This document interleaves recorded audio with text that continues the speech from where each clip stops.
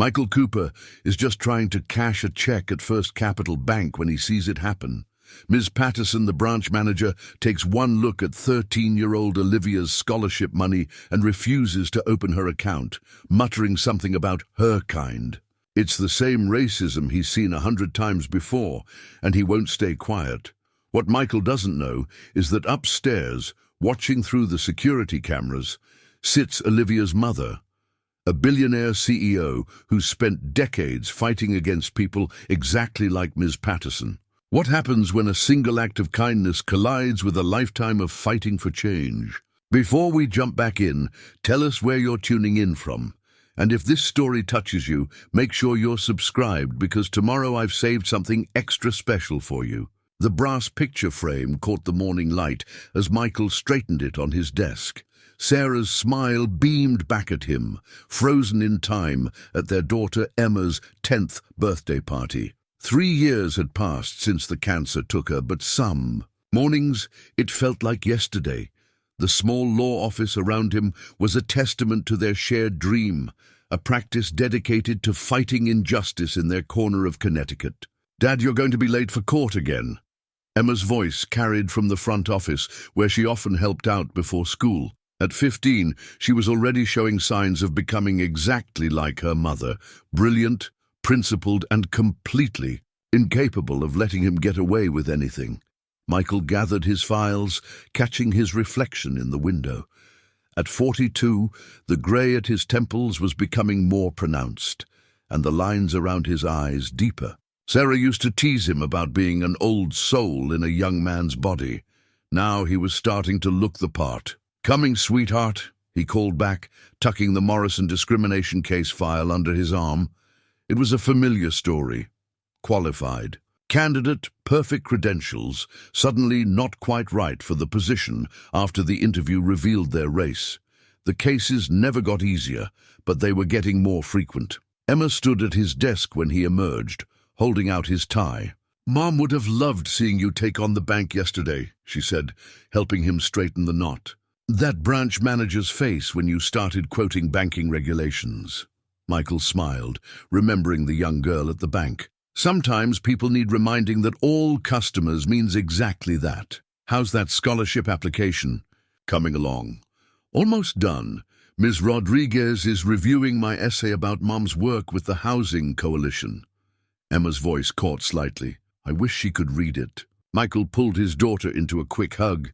"She sees it, kiddo, and she'd be so proud of you." He glanced at his watch. "Now, shouldn't you be heading to class? Shouldn't you be heading to court?" Emma shot back with a grin, gathering her backpack. "Oh, and Mrs. Chen called about the Chen v. Miller case. She said she has new evidence about the property discrimination." Michael nodded, making a mental note. His small practice couldn't take on every case, but housing discrimination had been Sarah's passion. They'd met fighting a redlining case fresh out of law school. Two idealistic young attorneys believing they could change the world, one lawsuit at a time. The world hadn't changed as much as they'd hoped, but standing up to that bank manager yesterday, seeing the shock on her face when someone actually called out her behavior, it was a reminder that small victories mattered. They added up. They had to. "Dad?" Emma's voice pulled him from his thoughts. "That girl from the bank. She goes to my school, Olivia. She's in my AP history class." Michael paused at the door. "Is she okay?" "Yeah, but it's not the first. A time something like that has happened to her. She's really quiet about it, but you can tell." The familiar anger stirred in Michael's chest. Some days it felt like swimming against the tide, fighting the same battles over and over.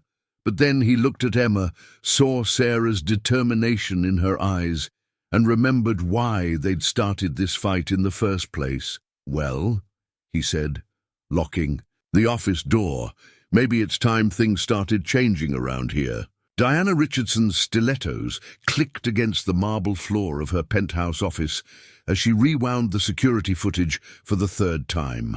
On the screen, her daughter Olivia stood quietly dignified, while the bank manager's thinly veiled racism played out in high definition. Diana's jaw clenched as she watched Ms. Patterson's dismissive gestures, the same ones she'd faced 30 years ago when she was just another urban youth trying to open her first business account. The Forbes magazine on her desk caught her eye, her own face staring back from the cover.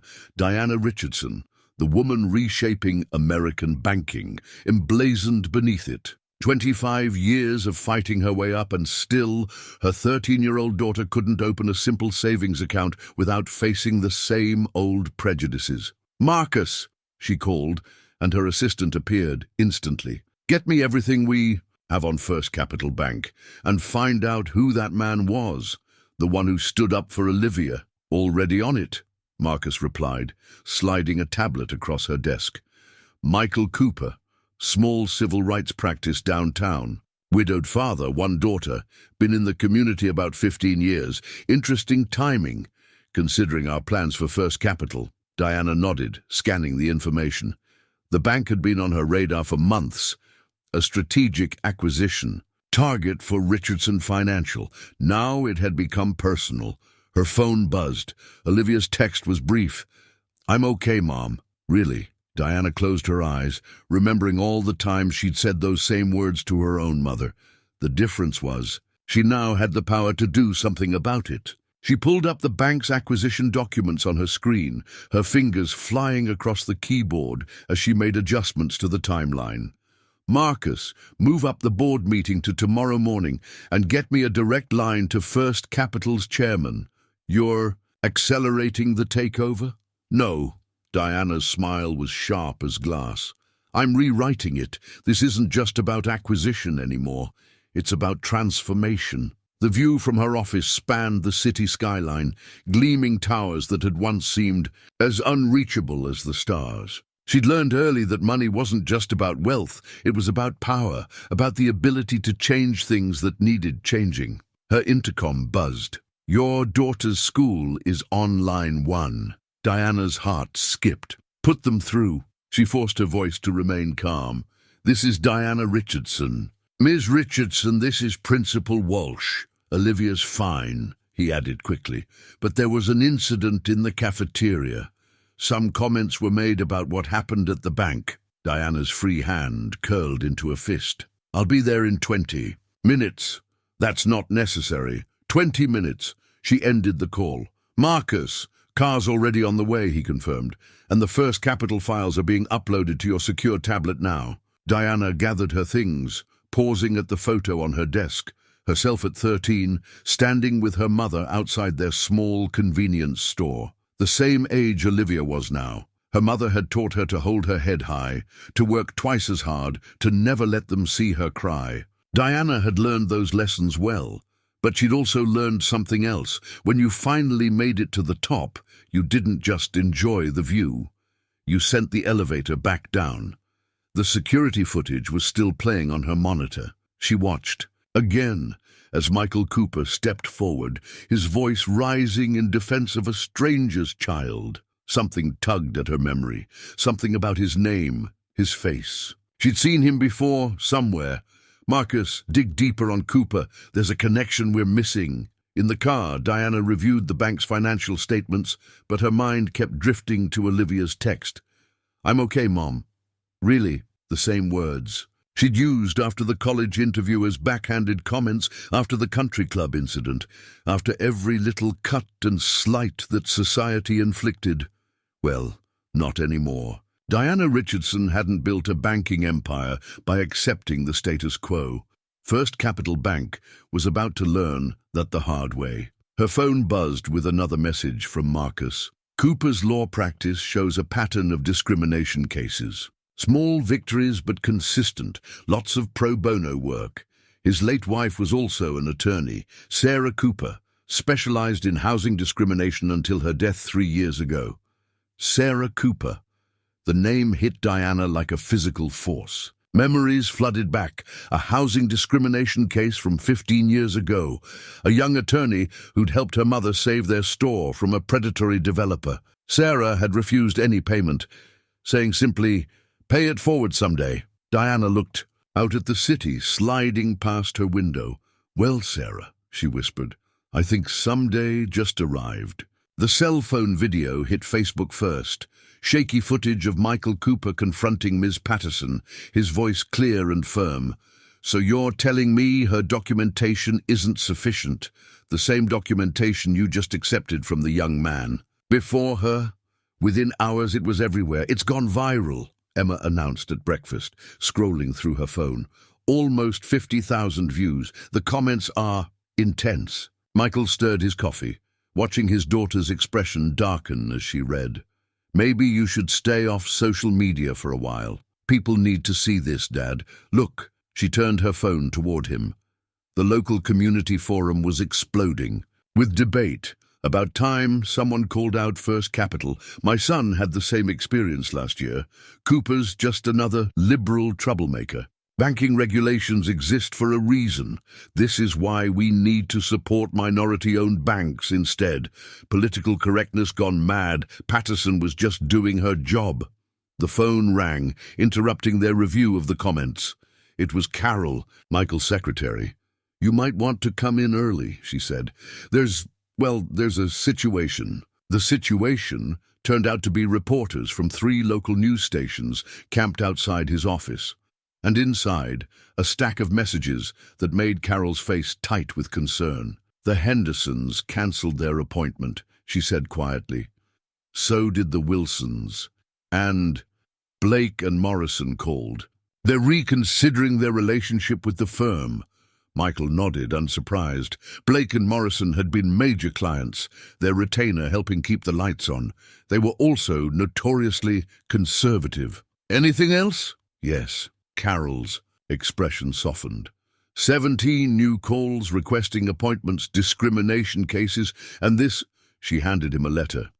From Reverend Johnson at First Baptist. The letter was brief but powerful. Thank you for standing up. Our congregation has been documenting similar incidents. We should talk. Across town at First Capital Bank, Ms. Patterson sat stiffly in the regional manager's office, her usual composure cracking. The video is completely out of context. That man was being aggressive, disrupting business. The video shows you violating at least 3 banking regulations, Regional Manager Thomas Kent interrupted. And our preliminary review suggests a pattern of similar incidents. I was following security protocols. By rejecting a clearly documented scholarship check? By making comments about her kind? Kent's face was red. Do you have any idea what this could cost us? The girl was being difficult. The girl, a new voice cut in, was following every standard procedure. Diana Richardson stood in the doorway, her expression glacial. Kent jumped to his feet. Miss Richardson, we weren't expecting...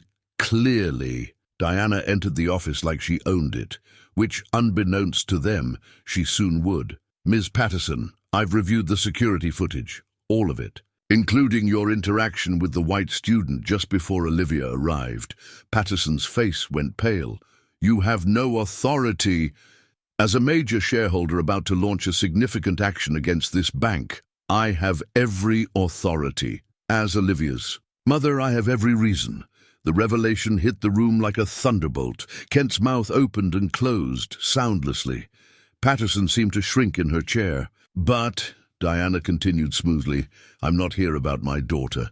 I'm here about every customer you've ever discriminated against. And believe me, we will find them all. Back at Michael's office, Emma burst in during lunch. Dad, you need to see this.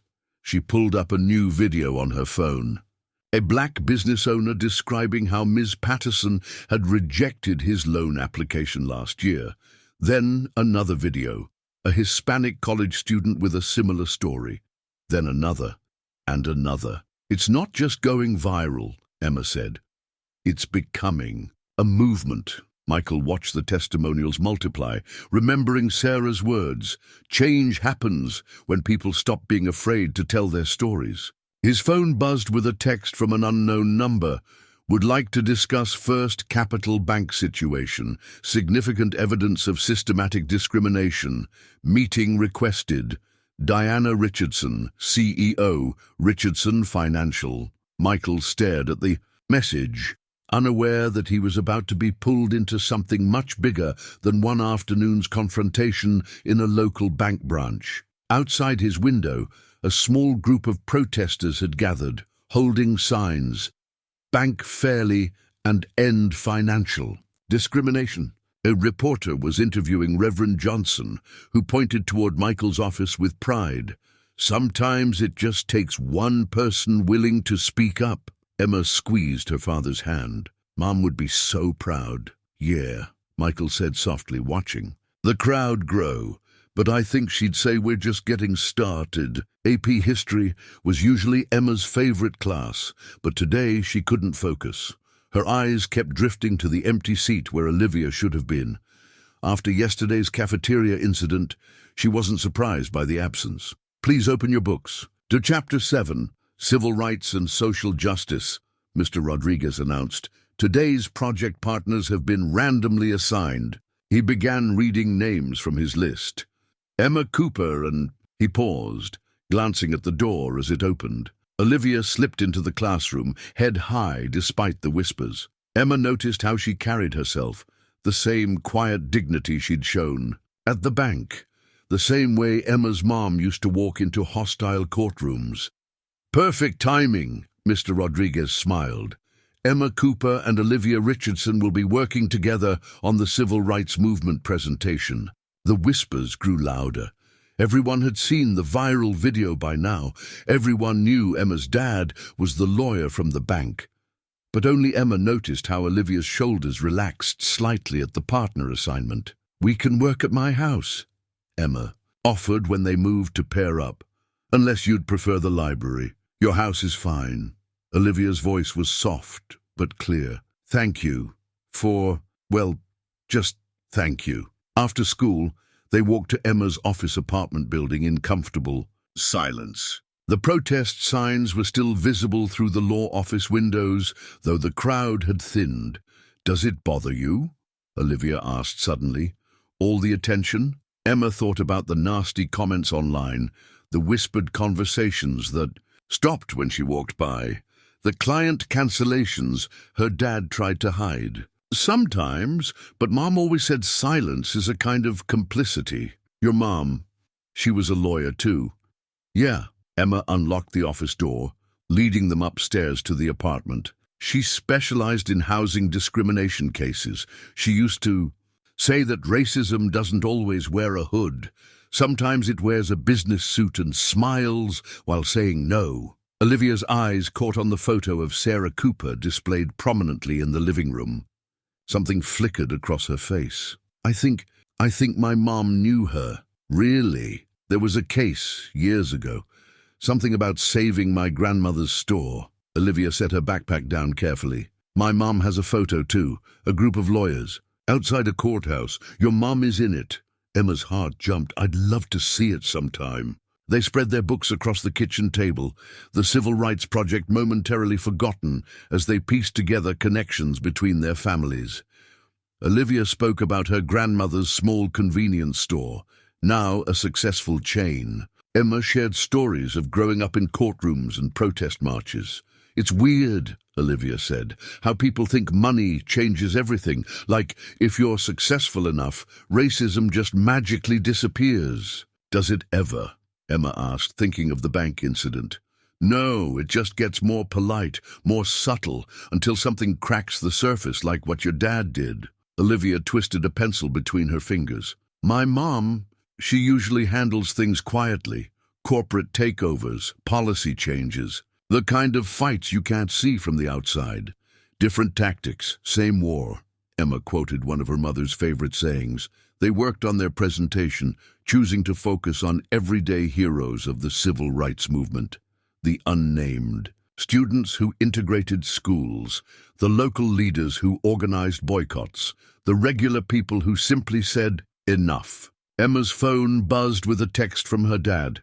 "Running late, important meeting, pizza money on the counter." "My mum's in a meeting too," Olivia said, checking her own phone. "Probably about the bank." Their eyes met with sudden understanding. Their parents were meeting with each other. "Do you think they know," Emma asked, "about the connection? If they don't yet, they will soon." Olivia smiled, her first real smile of the day. Mum's really good at connecting dots. They worked. Until evening, their project expanding beyond the original requirements. Mr. Rodriguez had asked for a presentation on historical civil rights moments. They decided to include current events too, including the bank incident and its aftermath. "We should interview your dad," Olivia suggested, "and my mom. Show how the fight continues." "Think they'll agree?" Only one way to find out. When Michael finally came home, he found them surrounded by books, papers, and laptop screens, deep in discussion about systemic change and grassroots movements. The sight stopped him in the doorway. Two girls born 3 decades after the Civil Rights Act, planning their own small revolution. "Dad!" Emma looked up. "How was your meeting?" Michael thought of Diana Richardson's sharp intelligence, her strategic mind, her quiet fury when discussing bank policies. He thought of the connection they'd discovered to Sarah and the plans they'd begun to make. "Interesting," he said carefully. "Very interesting." Olivia's phone chimed. "Mom's on her way to pick me up." She began gathering her things, then paused. "Mr. Cooper, thank you for what you did at the bank. People like Ms. Patterson, they count on everyone staying quiet." "Staying quiet was never really our style," Emma said, helping Olivia pack up. "In either of our families, apparently." The girls shared a knowing look, and Michael wondered what else they had discovered about their intertwined histories. But before he could ask, another text lit up Olivia's phone. "Mum's here," she announced. "See you tomorrow, Emma. We can work more on the presentation." "Definitely. This is going to be more than just a school project." "It already is," Olivia replied softly.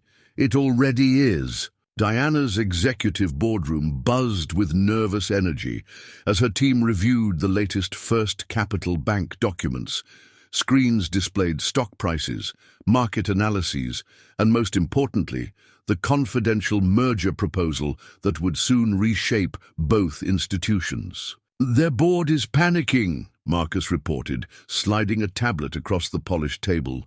"The discrimination video has sparked internal investigations at 3 other branches. Their stock dropped 12% this morning." Diana studied the numbers, her expression revealing nothing. "And the Patterson files? A gold mine." Marcus pulled up a folder on the main screen. 27 documented complaints in the past 5 years, all mysteriously resolved without action. But their system keeps records of every declined application. "And the pattern is clear," Diana finished. "Show me the demographic breakdown." The graphs told a story that was both familiar and infuriating. Loan rejections, account application denials, enhanced security protocols, all disproportionately affecting minority customers. "The board meeting is in 30 minutes, Marcus reminded her. "They're expecting a standard merger proposal." Diana's smile was razor-sharp. "They're about to be disappointed." Across town, First Capital's boardroom was equally tense. Chairman William Preston paced before floor-to-ceiling windows, his usual confidence shaken. "This is a PR nightmare," he muttered. "That Cooper lawyer is gathering testimonials. Community groups are planning protests. And now Richardson Financial chooses this moment to discuss a merger." "Speaking of Richardson," board member Thompson interjected, "there's something else you should know. The girl from the video. She's Diana Richardson's daughter." The room fell silent. Preston stopped pacing. "Why wasn't I informed immediately? We just confirmed it. And there's more. We've found evidence that Richardson Financial has been quietly buying shares for months. They own nearly 15% already." Preston sank into his chair. "This isn't about a merger, is it?" "No," Diana's voice cut through the room as she entered. "It's about accountability." She moved to the head of the table, command radiating. From every step, Marcus followed, distributing folders to each board member. "Inside, you'll find 2 documents. The first is a detailed analysis of discriminatory practices at First Capital Bank, including Ms. Patterson's extensive history of biased decisions. The second is my proposal for immediate comprehensive reform. This is highly irregular, Preston protested. We have procedures. Your procedures allowed systemic discrimination to flourish, Diana cut him off. Now you have a choice. Accept my proposal for reform, including new leadership and oversight, or face a hostile takeover backed by evidence of civil rights violations. You're bluffing, Thompson challenged. A hostile takeover would be costly, messy. Ask your lawyers about the liability of knowingly concealing discriminatory practices, Diana suggested. Ask your shareholders about the value of their stock when this evidence goes public. Ask yourselves if you're ready for congressional hearings. Her phone buzzed, a text from Olivia. Working on history project with Emma. Her dad says hi. Diana allowed herself a small smile. Michael Cooper's legal expertise had helped shape the proposal in front of them. Sarah's old case files, meticulously preserved, had provided the blueprint for documenting the pattern of discrimination. You have 24 hours to decide, Diana announced.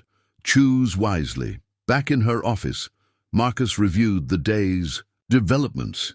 Cooper's definitely gathered enough evidence for a class action. The civil rights groups are on board, press is watching closely, but Preston won't go down without a fight. Good, Diana replied, watching protests gather outside First Capital's main branch. I'm counting on it. Her computer chimed with an encrypted message from Michael. Reverend Johnson's congregation has 30 years of documented incidents. Meeting tomorrow to review. Another piece falling into place. Diana thought of Sarah Cooper, of that long-ago case that saved her mother's store. Pay it forward, Sarah had said. The debt was about to be repaid with interest.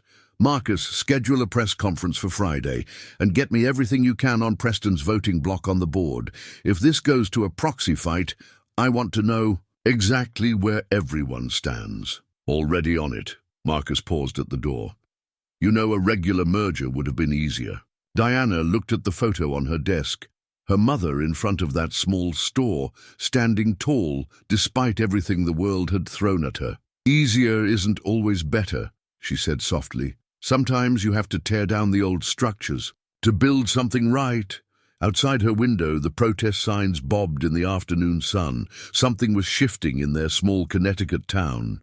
Change was coming to First Capital Bank, whether they were ready or not. Michael stared at the growing stack of case files on his desk, each one a new story of discrimination at First Capital Bank. His coffee had gone cold hours ago, but he barely noticed. What had started as one confrontation was becoming an avalanche of testimonials. A soft knock interrupted his review. Carol stood in the doorway, her expression troubled. The Harrison divorce case just withdrew. That's 4 clients this week. Let me guess, they're going in a different direction. They said they need someone more focused on traditional family law. Carol's tone made it clear what they'd really meant. Someone not making waves, someone not in the news. Michael nodded, doing quick mental calculations. The lost clients represented nearly 1/3 of his regular income. The mortgage on the office building suddenly felt heavier. There's something else, Carol added. Emma's school called. There was an incident. He found Emma in the guidance counselor's office, her face set in the same determined expression Sarah used to wear before a difficult case. Miss Cooper was involved in an altercation, the counselor began. They were harassing Olivia, Emma cut in, making comments about her mother being an affirmative action CEO and saying the bank was right to be suspicious of their kind. I couldn't just stand there. While we understand your feelings, the counselor continued, pushing another student, I pushed her away from Olivia, Emma clarified, after she accidentally spilled milk on our civil rights project. Across town, Diana faced her own battles in Richardson Financial's executive suite. Her tablet displayed the latest market analysis. First Capital's stock was rallying as rumors of a white knight counteroffer circulated. Preston's been meeting with Global Bank, Marcus reported. They're positioning themselves as a friendly alternative to our takeover bid. Of course they are. Diana's voice was steel. Global Bank, with their stellar record of redlining and predatory lending in minority communities. Her phone buzzed with another message from Olivia's school. Second time this week. The same counselor, the same gentle suggestions about maybe giving things time to settle down. "Mum, I'm fine," Olivia insisted later that evening, picking at her dinner. "Really, you're not fine. None of this is fine." Diana set down her fork. "Maybe we should consider Brighton Prep. They've been recruiting you since I'm not running." "Away." Olivia's voice was quiet but firm. "You didn't run when people said you couldn't run a bank. Emma doesn't run when people give her trouble about her dad." Diana studied her daughter, seeing shadows of her own youth, the constant pressure. To be perfect, to never show weakness, to prove them wrong every single day. "The board is splitting," she said finally. "Some want to negotiate, others are ready to fight dirty, like Ms. Patterson did. More subtle, more zeros on the checks, but the same thing at heart." Diana reached for her daughter's hand. "We could step back, let Global Bank take over, focus on other opportunities. Is that what Grandma would have done?" The question hung in the air between them, heavy with history. Back at his office, Michael reviewed his dwindling options. The class action suit was strong, but large-scale litigation required resources. Big firms were declining to partner, not wanting to alienate banking clients. Small firms couldn't afford the risk. Emma sat in Sarah's old chair, doing homework while he worked. "We could sell the building," she said suddenly, "move the practice home." "Emma," Mum would understand. "It's not giving up, it's adapting." Michael looked at his daughter, heart aching with pride and worry. She was too young to carry these burdens, too young to face these battles. But then, hadn't Sarah said the same about the children who integrated schools, the teenagers who sat at lunch counters? His phone lit up with a text from Diana. "Global Bank making moves, need to accelerate timeline, sending files." The documents detailed decades of discriminatory practices, not just at First Capital, but across the banking industry. Diana had been collecting evidence for years, building a case, waiting for the right moment. Now that moment had come, sparked by one afternoon in a local bank branch. The question was, could they all handle what came next? Sarah's voice seemed to whisper from the photo on his desk. "Justice isn't convenient. It isn't comfortable, but it's always worth the cost." He looked at Emma, still bent over her homework, at the stack of case files representing countless others who'd faced the same discrimination, at the protest signs visible through his window. Sometimes the biggest battles started in the smallest places, and sometimes you had to risk everything to fight them. Diana sat alone in her office, late evening light casting long shadows across her desk. The yellowed newspaper clipping trembled slightly in her hands. "Local store saved. Community victory over developers' discrimination." The photo showed a younger Sarah Cooper, arm in arm with Diana's mother, standing on the steps of Richardson's Market. "I found something else," Marcus said from the doorway, holding a manila folder. "From Sarah Cooper's old firm. Case notes, depositions, photographs, everything. From the Richardson's Market case." Diana opened the folder, and 15 years fell away.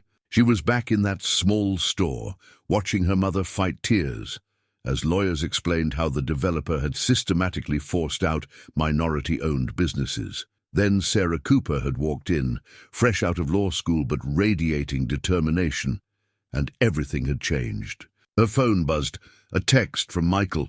"Found something in Sarah's files. We need to talk." 20 minutes later, they sat in Michael's office, 2 sets of old documents spread between them.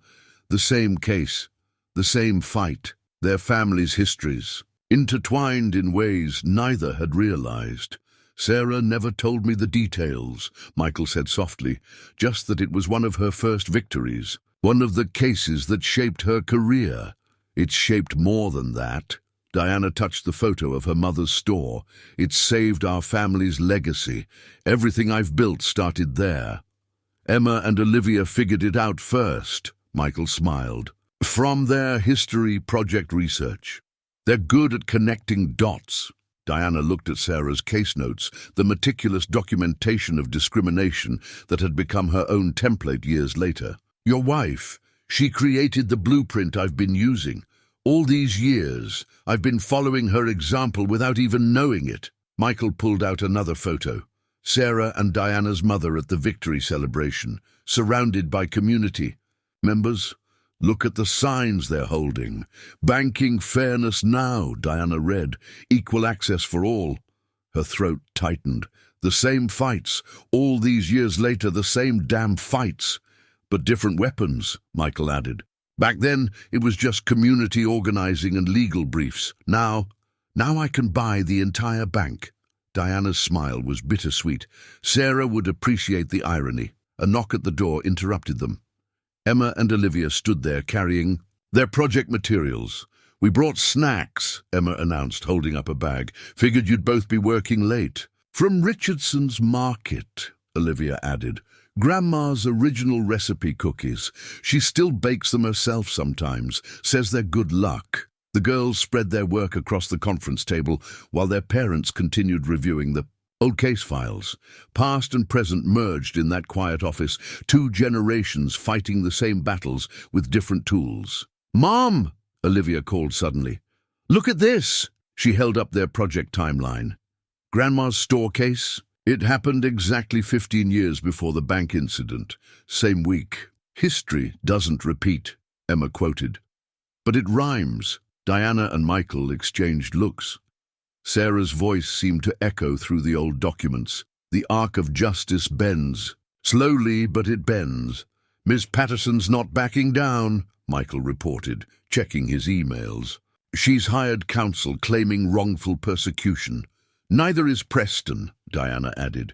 Global Bank's offer is gaining support. So what do we do? Olivia asked. Diana looked at the old photograph, at Sarah Cooper's determined smile, at her own mother's proud stance. She thought of Miss Patterson's casual cruelty, of Preston's calculated indifference, of all the battles fought and still to come.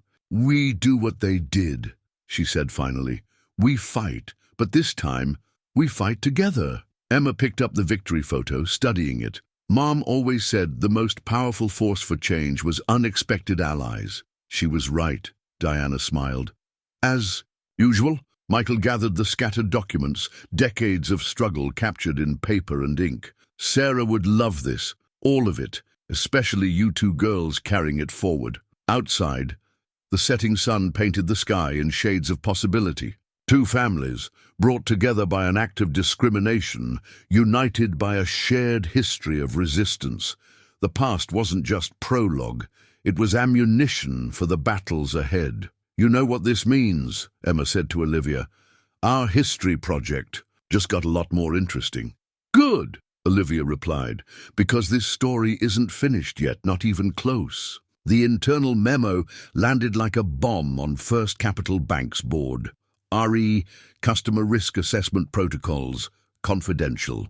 Dated 3 years ago, it detailed the bank's enhanced verification procedures for certain demographics. Ms. Patterson hadn't been acting alone. She'd been following official, if unwritten, policy. It's all here, Marcus told Diana, his voice tight with controlled anger. Coded language about community risk factors and cultural verification protocols.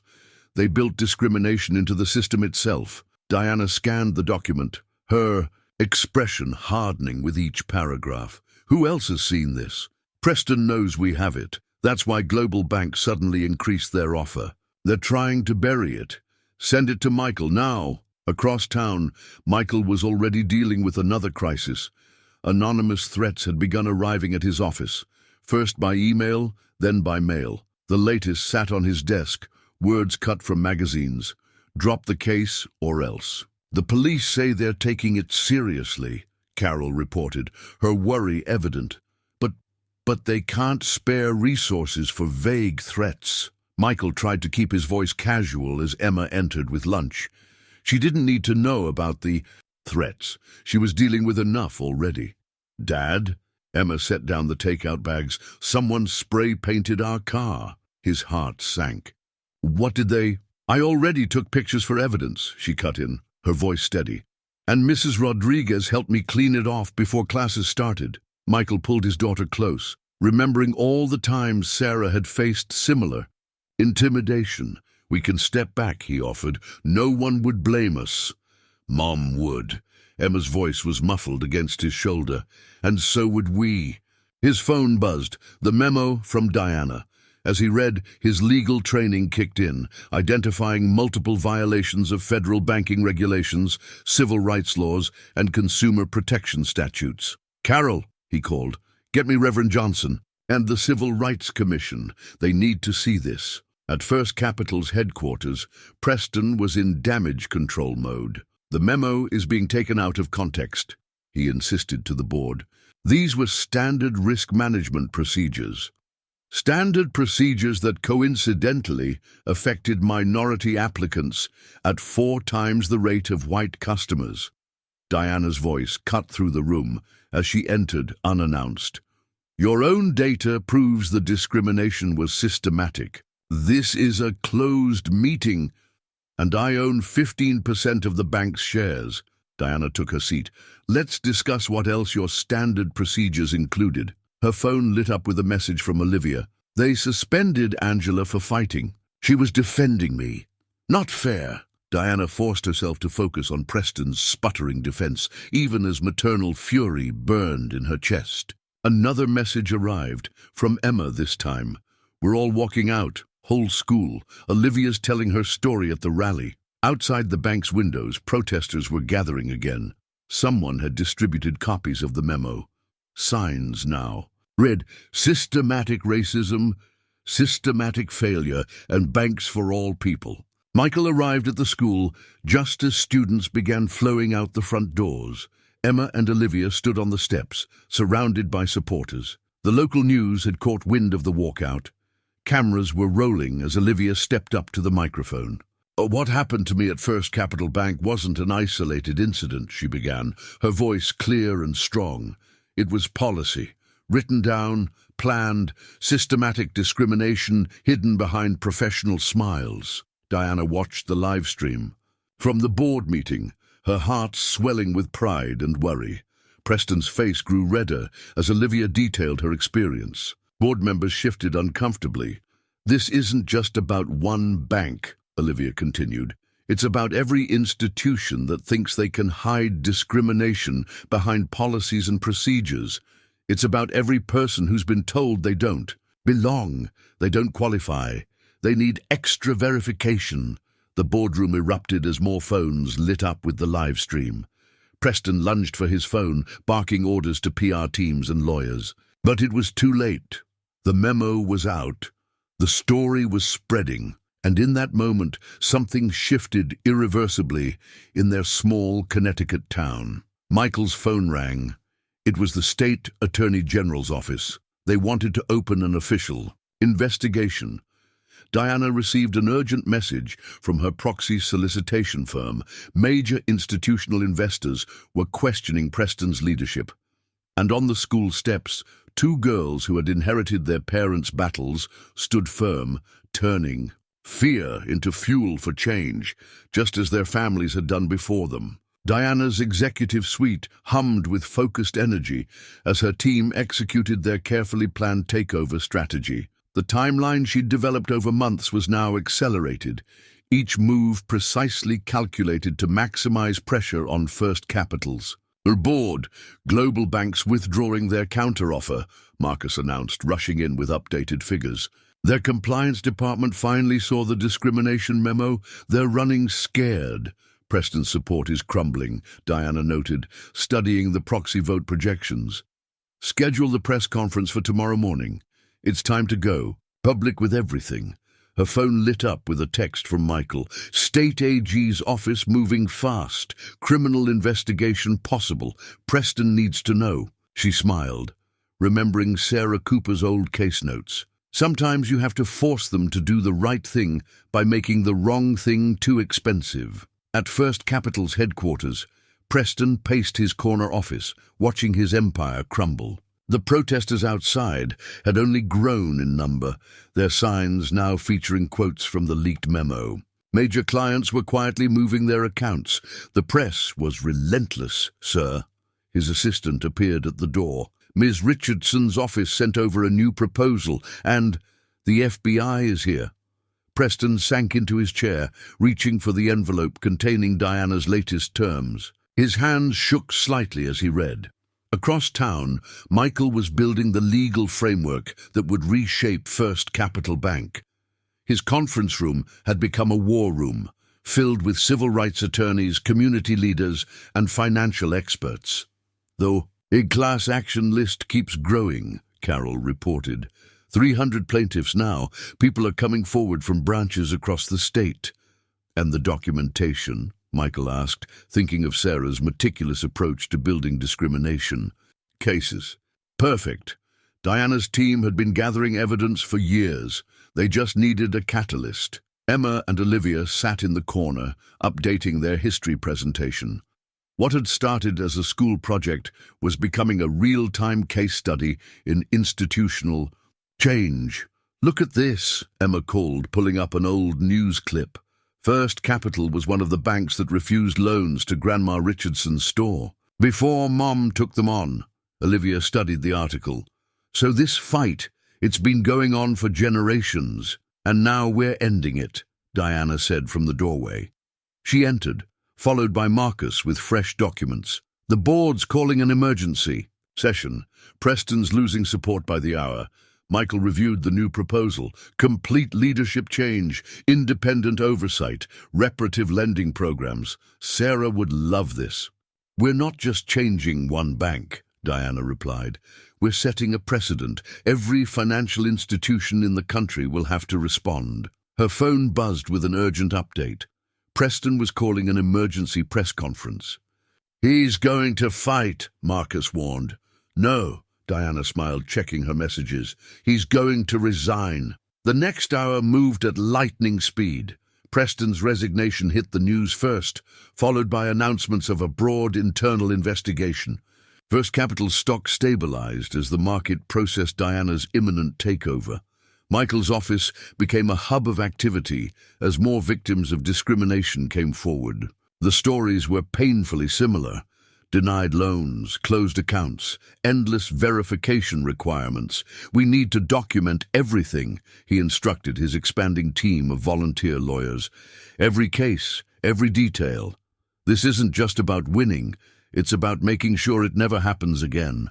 Emma and Olivia watched from the conference room as their parents orchestrated the transformation of First Capital Bank. Their history project now included a section called Change in Action. How systems transform. Your mum's kind of amazing, Emma commented, watching Diana give instructions to a group of banking executives. So is your dad, Olivia replied. They're like different sides of the same fight. Outside, the protest signs had changed again. Justice in banking and change is coming replaced the angry slogans of previous days. The mood was shifting from outrage to anticipation. Diana received the final vote tallies from the board, overwhelming support for her reform package. Preston's resignation had broken the last resistance. Now the real work could begin. It's not just about ownership, she told the assembled press. It's about transformation, about building institutions that serve everyone equally, about finishing fights that began generations ago. As cameras flashed, she thought of her mother's small store, of Sarah Cooper's determined advocacy, of all the battles that had led to this moment. Change never came easily, but sometimes, if you gathered enough power and enough courage, you could force it to come all at once. Emma stared at her former best friend Ashley's empty seat in AP History, the latest casualty of the battle they'd started. Ashley's mother, a long-time First Capital employee, had lost her job in the restructuring. Now Ashley wouldn't even look at her in the hallways. Her diary lay open on her desk, today's entry still unfinished. Mom, I wish you were here. Everything's changing, and I don't know if it's all changing for the better. People keep saying we did the right thing, but why? Does doing the right thing hurt so many people? Across town, Olivia faced her own struggles in the Richardson mansion's quiet kitchen. The house felt emptier than usual, her mother's absence marked by another missed dinner growing cold on the counter. The corporate takeover consumed all of Diana's time now, leaving Olivia to navigate the shifting social landscape alone.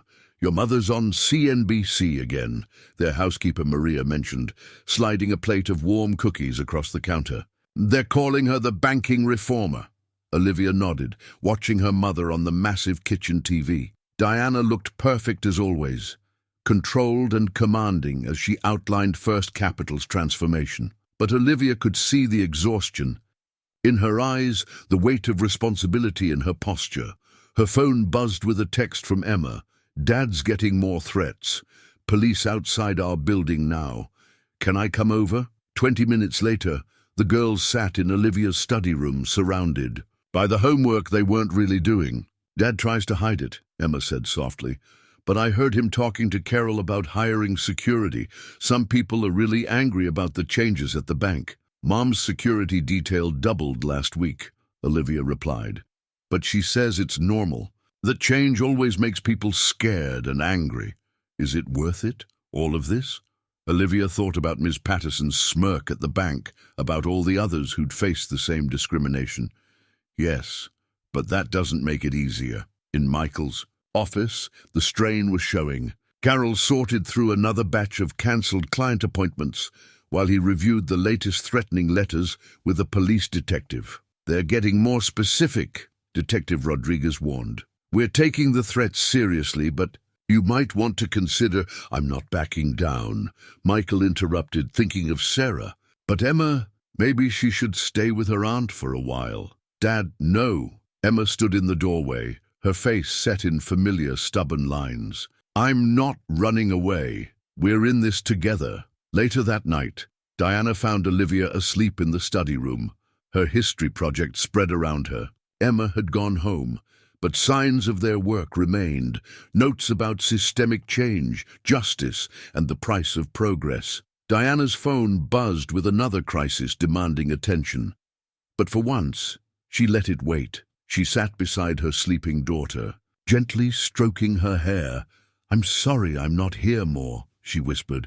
"But this fight, it's for you, for your future." Olivia stirred. "I know, Mom. I just miss you." In the Cooper apartment above his office, Michael faced a similar moment with Emma.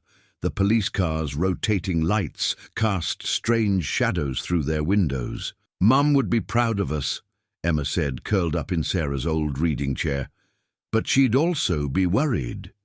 "Yeah," Michael agreed. "She always said the hardest part of fighting for change was watching it hurt people you care about." His phone lit up with a message from Diana. "Security concerns increasing. We should coordinate." Both families. The next day, more changes rippled through their community. 3 more bank employees resigned in protest of the new policies. Ashley's mother gave a tearful interview to the local news about radical agendas destroying the bank. The president of the Chamber of Commerce, a vocal critic of the takeover, announced a boycott of Richardson-affiliated businesses. But there were other changes too. The State Banking Commission launched investigations into 3 other banks' lending practices. A national civil rights organization announced plans to study banking discrimination across the country. And quietly, steadily, more people began coming forward with their own stories of banking discrimination. Emma added another entry to her diary. "Maybe that's what Mom meant about change being hard. It's not just about fighting the obvious bad things. It's about being strong enough to keep going when change hurts people you never meant to hurt, when doing the right thing feels wrong sometimes." In her own journal, Olivia wrote, "Everyone talks about making history. Nobody talks about how lonely it feels sometimes being on the right side of it." The anonymous email arrived at 3 a.m., its subject line stark. "First Capital Bank, the truth." Marcus woke Diana immediately. "It's from someone inside the bank's IT department," he explained, pulling up the files. "Years of data, algorithms designed to flag high-risk applications based on zip codes, names, racial demographics." Diana scanned the documents, her expression darkening. "They automated the discrimination, made it look like objective risk assessment. There's more, Marcus continued. Preston knew Miss Patterson wasn't just following policy, she helped design it. Across town, Michael's phone rang. Detective Rodriguez's voice was urgent. "We found the source of the threats. You're not going to believe this." The evidence filled Michael's conference room wall. Photographs, emails, meeting minutes. A coordinated campaign by a group of First Capital executives to protect the traditional banking culture. Ms. Patterson wasn't just a prejudiced manager. She was part of an organized resistance to change. They called themselves the Heritage Banking Alliance, Detective Rodriguez explained. Found it while investigating the threats. They've been operating in multiple banks, sharing methods for what they called risk management best practices. Emma and Olivia sat in the back of the room, their history project forgotten as they watched the real-time revelation of systemic discrimination. "It's like a conspiracy," Emma whispered. "No," Olivia replied, thinking of her mother's lessons. "It's just the system working exactly how some people wanted it to work." Diana arrived with her team of analysts and lawyers. The conference room quickly transformed into a command center as they cross-referenced the IT whistleblowers' data with the Heritage Banking Alliance documents. "Look at this." Michael pointed to a series of emails. They specifically targeted neighborhood renewal projects, small business loans in minority areas, first-time homebuyer programs. They didn't just deny opportunities, Diana added. They killed hope, generation after generation. Her phone buzzed. The governor's office. The State Banking Commission wanted an emergency meeting. More revelations followed throughout the day. Other bank employees, seeing the truth emerge, began coming forward. Each story added another piece to the puzzle, revealing a system of discrimination, more intentional and far-reaching than anyone had suspected. "Ms. Patterson's asking to make a deal," Detective Rodriguez reported. "She's willing to testify about the whole network." The news vans outside multiplied as the story grew. National media picked it up. Banking discrimination ring exposed.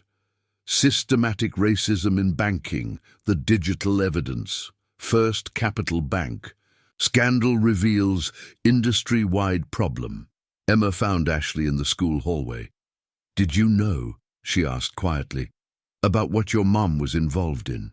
Ashley wouldn't meet her eyes. She said she was protecting the bank's interests, that some people just weren't reliable customers. "And you believed that?" "I don't know what to believe anymore." In Diana's office, the takeover timeline was being rewritten again. This wasn't just about one bank now. The Heritage Banking Alliance had tentacles throughout the financial industry. Global Bank's CEO is resigning, Marcus reported. 3 other banks have announced internal investigations. The Fed is involved. Diana looked at the photos on her desk. Her mother's store. Sarah Cooper's victory celebration. Olivia's first day of school. Different chapters in the same long story. "Mom!" Olivia stood in the doorway with Emma. "We found something else for the history project." They pulled up an old civil rights document on their laptop. A 1963 report on banking discrimination. The language was different, but the methods were the same. Redlining had become algorithms, racial quotas had become risk assessments, old prejudices wrapped in new technology. It never really ended, Emma said. It just evolved. "But now we have proof," Diana replied, "and proof means power." Michael arrived with more files. The Heritage Banking Alliance documents had revealed connections to discriminatory practices in housing, insurance, and corporate hiring. "Sarah always said banking discrimination was just the tip of the iceberg," he remarked. "She'd be amazed to see all this come to light, and terrified to see how deep it goes," Diana added. Outside, the protest signs had changed again. "Expose the truth and reform all banks." The crowd included faces from every part of town, united in demanding change. Emma updated her diary. "Today, we learned that sometimes the biggest truths hide in the smallest details. In computer code, in policy manuals, in the way systems are. Built to look fair while staying unfair, Olivia wrote in her journal, maybe change happens when enough people refuse to look away from uncomfortable truths, when we finally see the whole pattern, not just the individual threads. The whistleblower's data kept flowing, a digital archive of discrimination that could no longer be ignored or denied. The truth was out, and with it came the possibility of real, lasting change. The First Baptist Church Fellowship Hall hummed with unlikely allies. Civil rights activists sat beside bank employees. Corporate lawyers shared coffee with community organizers. And at the center of it all, Diana Richardson and Michael Cooper stood before a packed room, outlining their vision for transformation. This isn't just about changing one bank, Diana explained, her corporate polish tempered by genuine passion. This is about reshaping the entire system, but we can't do it alone.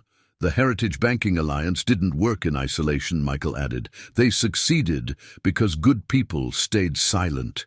That silence ends today. Reverend Johnson rose, his deep voice carrying authority earned through decades of community leadership.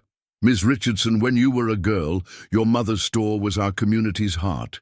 Mr. Cooper, your wife fought for our people like they were her own. Now there, your children stand together. If that's not God's hand at work, I don't know what is. The meeting had started small, just core supporters and activists. But as word spread, more people arrived. Bank tellers who'd witnessed discrimination but feared speaking up. Loan officers who'd been pressured to enforce biased policies. Community, members with stories spanning generations. We've started mapping the pattern, Carol explained, pulling up data on the projection screen. Every denied loan, every closed account, every enhanced security measure. It's not just First Capital. The same patterns appear across multiple institutions. Ashley's mother sat in the back, her face tight with emotion. She'd come straight from her testimony to state investigators, finally ready to share her own story. They trained us, she said, quietly, but the room fell silent to listen. Not explicitly, never explicitly, but there were expectations, quotas they didn't call quotas, reviews that pushed us to maintain standards.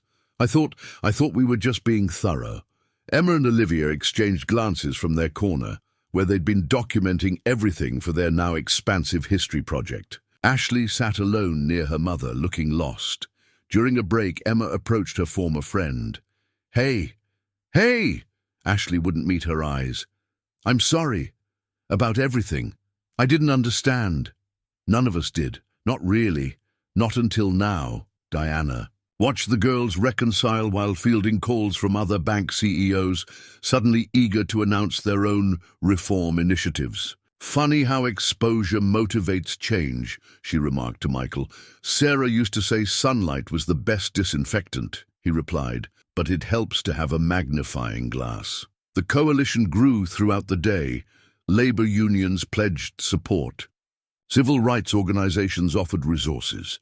3 more bank employees came forward with evidence. Even local business leaders, sensing the shifting winds, began distancing themselves from the Heritage Banking Alliance. We're calling it the Fair Banking Initiative, Diana announced to the assembled group. Complete transparency, community oversight, real consequences for discrimination, and that's just the beginning. Reverend Johnson's deacons distributed action plans. Carol organized volunteer committees. Marcus coordinated with national media. The fellowship hall became a war room for change. Mom would love this, Emma whispered to Olivia. All these different people working together. Your mum helped make it possible, Olivia replied. The evidence she gathered years ago, it matches perfectly with the new data. She left breadcrumbs for others to follow. Outside, more supporters arrived. Students from Emma and Olivia's school carrying signs. Small business owners who'd faced lending discrimination. Even some former First Capital board members ready to testify about Preston's tactics. Ashley joined the girls' documentation team, adding her mother's insider perspective to their growing record. People need to know how it happened, she said. So it can't happen again. Diana received urgent updates from her corporate team. Other banks were preemptively announcing anti-discrimination initiatives. The Heritage Banking Alliance was crumbling as members rushed to disavow involvement. "They're running scared," Marcus observed. "Good," Diana replied. "Fear can be a powerful motivator for change." Michael reviewed testimony with his expanding legal team, building cases that would reshape banking law. "This isn't just about punishment," he explained. "It's about reformation, real, lasting change." As evening fell, the coalition continued growing. More whistleblowers, more allies, more voices joining the call for transformation. "Look at this," Emma said, showing Olivia her latest diary entry. "Remember when we thought we were alone in this fight?" Olivia smiled, watching the diverse crowd working together with common purpose. "We never were. We just had to show everyone else they weren't alone either." Ms. Patterson's personnel file landed on Michael's desk with a thud. 20 years of carefully documented discrimination hidden behind performance reviews and policy memos. Detective Rodriguez had obtained it as part of the criminal investigation. And every page told a story of systematic exclusion. "Look at this," Michael called to Diana, who'd been reviewing evidence for the civil cases. 2003. She designed the first enhanced verification protocol. 2008, implemented the demographic tracking system. 2015, created the risk assessment algorithm. Diana studied the documents, her expression hardening. She wasn't just following orders, she was creating the system. "There's more," Detective Rodriguez added, pulling out another file. "We found her private records. She kept track of every application she denied, every life she affected, like she was proud of it." The numbers were staggering.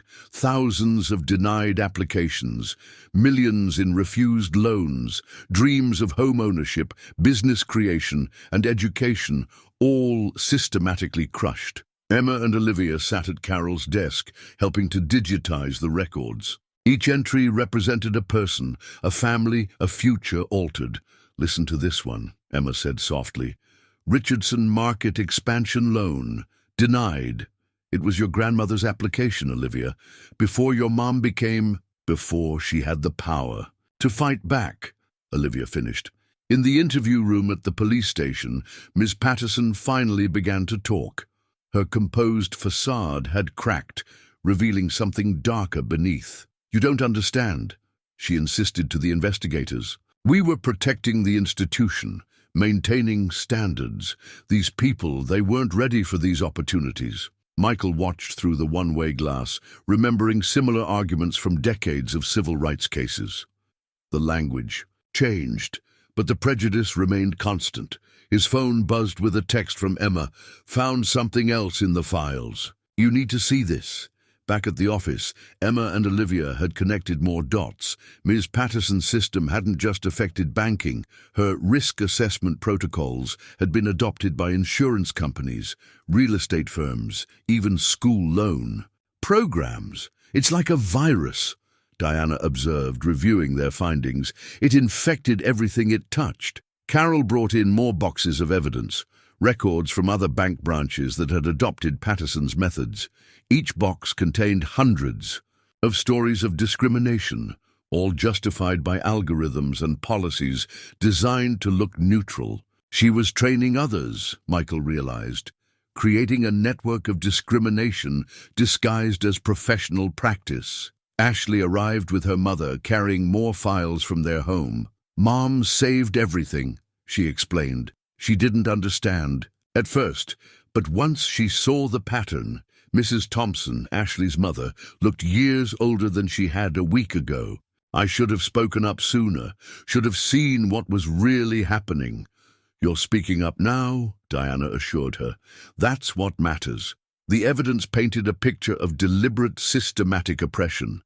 Ms. Patterson had spent decades building a machine of discrimination, teaching others to use it, spreading it throughout the banking industry.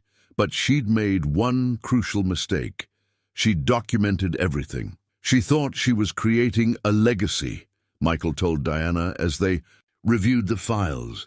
Instead, she created the evidence that will dismantle the whole system.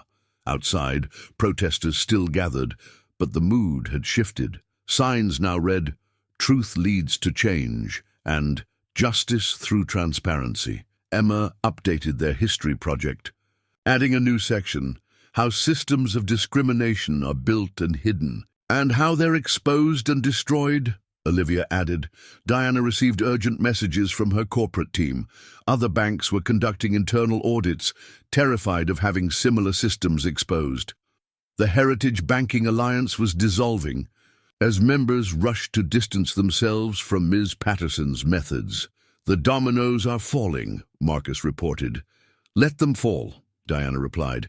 "It's time to rebuild something better." In the police interview room, Ms. Patterson finally fell silent, realizing the full weight of what she'd done and documented was about to crash down on the system she'd helped build. Michael thought of Sarah, of all the battles she'd fought against institutional discrimination. "Sometimes," she used to say, "the biggest victories come from the most unexpected places."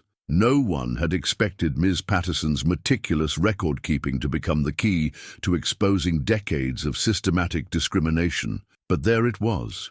In black and white, undeniable and damning, the truth was out. The consequences were coming, and the system was about to change. The new First Capital Bank policy document sat before the board of directors, its title bold and clear, Equal Access Banking Initiative, a framework for systematic change. Diana stood at the head of the table, the culmination of months of work. "Finally at hand. This isn't just a policy change," she began. "This is a complete transformation of how banking serves our community." The document outlined sweeping reforms, transparent lending criteria, community oversight committees, regular civil rights audits, and a reparative lending program for previously denied applicants. But most importantly, it included real accountability measures with actual consequences. "Every denial will be reviewed," Diana explained, "every pattern analyzed, and any hint of discriminatory practice will result in immediate termination and possible criminal charges." Michael sat beside her, representing both the legal team and the community coalition. The other board members, many newly appointed after the scandal, listened intently. "We've also established a fund," Michael added, "to compensate past victims of discrimination, and not just with money, with real opportunities." Down in the bank's main lobby, workers were already removing the old signage. The First Capital name would remain, but with a new motto beneath it, "Banking for all communities, equally." Emma and Olivia watched from the mezzanine as Ms. Patterson was escorted from the building one final time, her face ashen as reporters called questions. She'd agreed to a plea deal, trading testimony about the Heritage Banking Alliance for a lighter sentence. "It feels strange," Olivia said, "watching it all change so fast." "Mom used to say change looks sudden from the outside," Emma replied. "But it's really the result of years of pressure, building up until something finally breaks." In Michael's office, Carol coordinated with the new bank compliance team, sharing Sarah's old case files as templates for identifying discriminatory patterns. The Civil Rights Commission had adopted them as part of their new banking oversight guidelines. "Sarah would be amazed," Carol remarked. "Her methods are becoming industry standard." The transformation rippled outward. Other banks rushed to adopt similar reforms, desperate to avoid their own discrimination scandals. The State Banking Commission used First Capital's new policies as a model for updated regulations. Diana received the final report from her corporate investigators, the full scope of the Heritage Banking Alliance's influence, ready for delivery to federal authorities. "They're calling from Washington," Marcus informed her. "Congress wants you to testify about systematic banking discrimination." "Book it," Diana replied, "and make sure Michael's available too. They need to hear both perspectives, corporate and community, At the high school, Emma and Olivia presented their history project, now expanded into a documentary about modern civil rights activism. Ashley helped with the technical aspects, adding her mother's insider perspective to the narrative. Change doesn't just happen in history books, Emma concluded their presentation. It happens when people decide to stand up, speak out, and work together. The class sat silent for a moment before breaking into applause. Mr. Rodriguez wiped away tears. Back at First Capital, the first applications under the new policies were being processed. Diana watched from her office as an elderly black woman, once denied a business loan by Ms. Patterson, received approval for her restaurant expansion. "Full circle," Michael observed, joining her at the window. "Not quite," Diana smiled. "This is just the beginning." They watched as more customers entered the bank, people who'd been turned away before, now greeted with genuine respect and equal treatment. Emma and Olivia arrived after school, carrying their awarded history project, and big news. "The Student Council wants to start a youth banking education program," Emma announced, "teaching kids about financial rights and discrimination." "And Mom," Olivia added, "3 other banks called about adopting our oversight system." Diana shared a look with Michael. Their children had inherited more than just their parents' fight.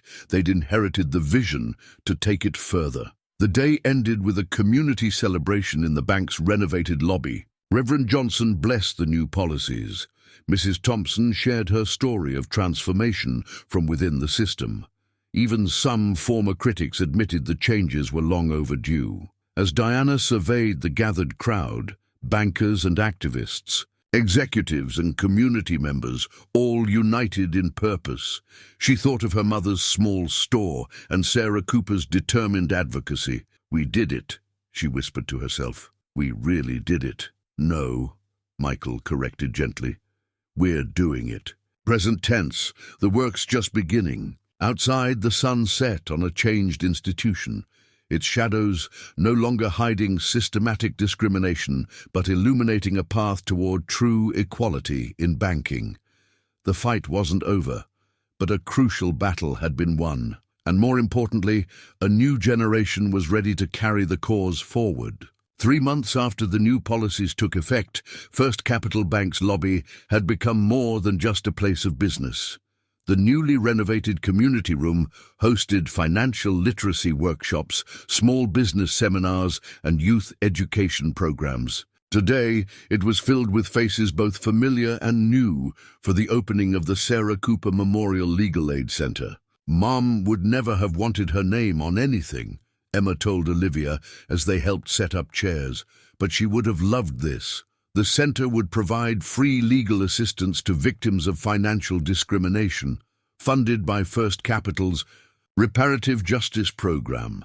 Michael had insisted it be staffed by young lawyers from diverse backgrounds, creating a new generation of civil rights advocates. Diana watched the preparations from the mezzanine, remembering her own mother's struggles with discriminatory banking. Now, her grandmother's original store sign hung prominently in the community room, a reminder of where their journey had begun. "The latest numbers are in," Marcus reported, joining her with a tablet. "Loan approvals up 40% in historically underserved areas. Small business applications doubled. And 3 more banks have adopted our oversight model. And the Heritage Banking Alliance cases? Federal prosecutors are moving forward. 17 indictments so far. The transformation hadn't been smooth. Some long-time customers had withdrawn their accounts in protest. Conservative business groups accused First Capital of reverse discrimination. But for every account lost, 3 new ones opened. Mrs. Thompson, Ashley's mother, had become one of the bank's strongest advocates, now heading their employee education program. "We can't change the past," she often said in her training sessions, "but we can make sure the future is different." Emma and Olivia's youth banking program had expanded to 5 schools, teaching students about financial rights and responsibilities. Ashley handled their social media, sharing success stories of people finally getting fair access to financial services. "Check this out," Emma called from a computer terminal. "Remember Mr. Washington, the one Ms. Patterson denied a loan to start his food truck business?" They pulled up his Instagram. A fleet of 5 food trucks, all financed through First Capital's new small business initiative. His story had become a symbol of what fair banking could achieve. Michael arrived with the Legal Aid Center's new staff. Young, diverse, passionate attorneys ready to continue Sarah's work. Among them was David Chen, whose parents' grocery store had once faced discriminatory lending. "Full circle," Michael said softly, watching David show his parents around the center, named for the lawyer who had helped their family years ago. The community room filled quickly for the opening ceremony. Reverend Johnson gave the invocation. Speaking of bridges built and wounds healed, Diana announced a scholarship program for minority students pursuing careers in banking and finance. "Change isn't just about fixing what's broken," she told the gathered crowd. "It's about building something better in its place." Emma noticed Ashley sitting alone, still sometimes struggling with her role in the story. She joined her former renewed friend. "You okay?" "Yeah," Ashley nodded. "Just thinking about how much has changed, how much we didn't see before. But we see it now," Emma replied. "That's what matters." Outside the bank, the city had approved plans for a new community development project, affordable housing and small business spaces funded through First Capital's reformed lending programs. The site included land once owned by the Heritage Banking Alliance members, now seized in civil forfeiture. Olivia reviewed architectural drawings with her mother. "It's like pieces of a puzzle finally fitting together," she observed. "Banking, housing, education, opportunity, that's what your grandmother always said." Diana smiled. "Everything's connected. Fix one part, and you create space to fix others." The Legal Aid Center's phones started ringing on day one. People who'd faced discrimination at other banks, small business owners seeking fair lending, community groups, wanting to learn about their rights. Michael's original law office had evolved too, now focusing exclusively on economic justice cases. Carol coordinated with a network of civil rights attorneys across the state, sharing expertise and resources. "Sarah used to dream about this," Carol told Emma as they organized the new files. "A whole community of lawyers committed to financial justice." The sun set on First Capital's transformed lobby, its glass walls no longer a barrier between banking and community, but a window to new possibilities. The Sarah Cooper Memorial Legal Aid Center's lights burned late into the evening, a beacon of hope and change. "You know what Mom would say about all this?" Emma asked Olivia as they left for the day. "What?" "She'd say it's a good start." The Time magazine cover story hit newsstands 6 months after the First Capital Bank transformation. Banking Civil Rights Revolution, How One Local Battle Changed National Policy. Diana and Michael shared the cover photo, standing before the bank's new community center, with Emma and Olivia visible in the background. "Did you ever think we'd end up here?" Michael asked Diana as they reviewed the article in his office. "When you watched that security footage of Miss Patterson discriminating against Olivia?"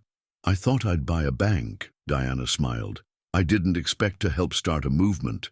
The article detailed how First Capital's reforms had sparked a national conversation about banking discrimination. Congressional hearings had led to new federal guidelines. Other banks were proactively reforming their practices. The Heritage Banking Alliance investigation had exposed similar networks across the country.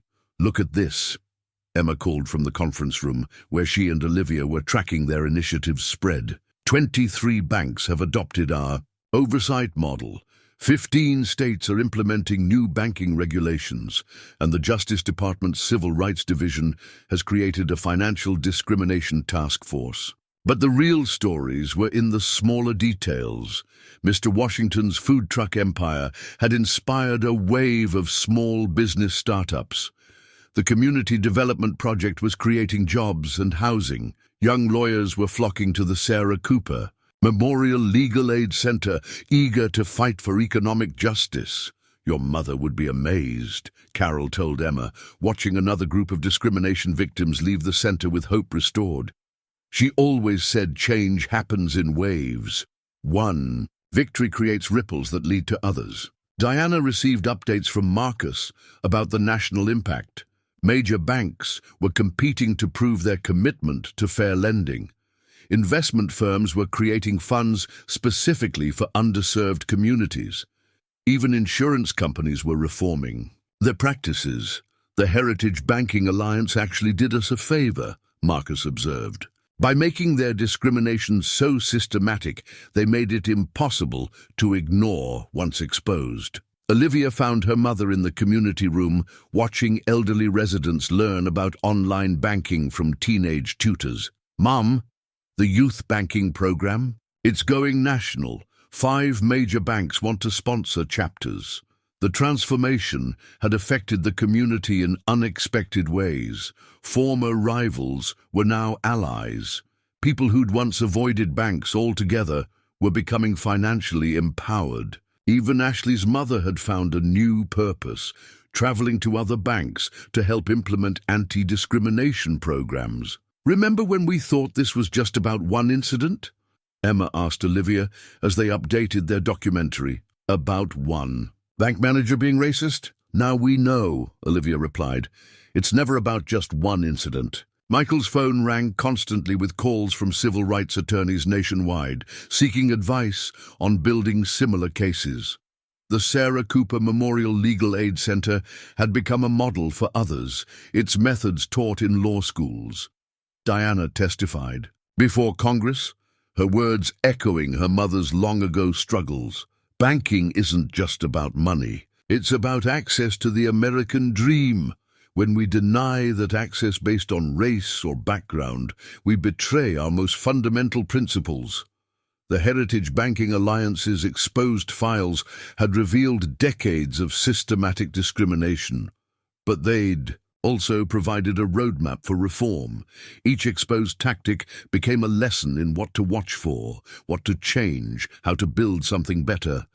"It's like dominoes," Emma observed, watching another bank announce reforms. "Once the first one falls, but someone has to push that first domino," Olivia reminded her. "Someone has to take that first stand." Local news covered the 1-year anniversary of the confrontation that started everything. They interviewed Michael, Diana, the girls, community members who'd found new opportunities through reformed banking policies.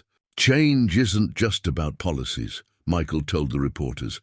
"It's about people believing they can fight the system and win." Diana added her perspective. "And it's about those within the system choosing to transform it rather than perpetuate injustice." The Sarah Cooper Memorial Legal Aid Center's walls now displayed success stories alongside historical civil rights photos. Mr. Washington's food trucks catered bank events. Ashley's mother trained new employees in spotting and stopping discrimination. "Mom would love the irony," Emma told Michael as they watched another discrimination case succeed, how exposing the banking system's worst elements helped create its best reforms. The Time article concluded with a quote from Reverend Johnson. "Sometimes justice comes from unexpected places. Sometimes it takes a single moment of courage to unlock decades of needed change. And sometimes, just sometimes, the most powerful thing we can do is refuse to accept injustice as normal." Outside First Capital Bank, the community development project rose steadily, each floor a testament to what fair banking could build. Inside, another generation learned to see banking not as a barrier, but as a bridge to their dreams. On year to the day after Ms. Patterson had refused to open Olivia's account, the same bank lobby hosted a very different scene. Students from 5 local high schools gathered for the first annual Youth Financial Empowerment Conference, led by Emma and Olivia themselves. "Welcome to First Capital Bank," Emma addressed the crowd, her confidence echoing her mother's. A year ago, right where you're sitting, someone took a stand against discrimination. Today, we're going to teach you how to recognize it, fight it, and change the systems that allow it. Olivia stepped forward, poised and purposeful. But first, we want you to meet someone.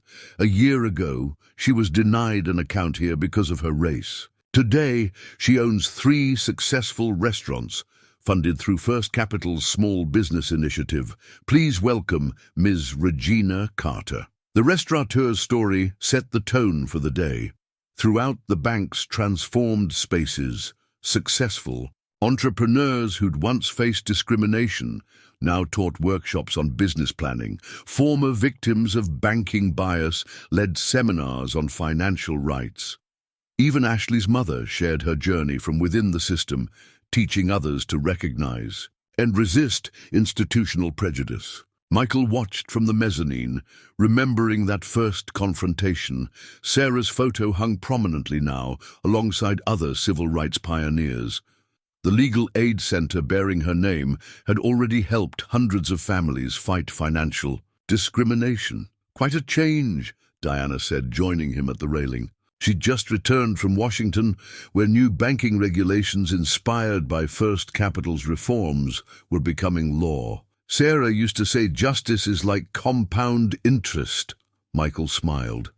It grows exponentially once you invest in it. Below them, Olivia led a session on identifying discriminatory lending practices, while Emma taught students about their financial rights. The girls had grown into their roles as young activists, turning their school history project into a national youth movement. Ms. Richardson, a young bank employee, approached Diana.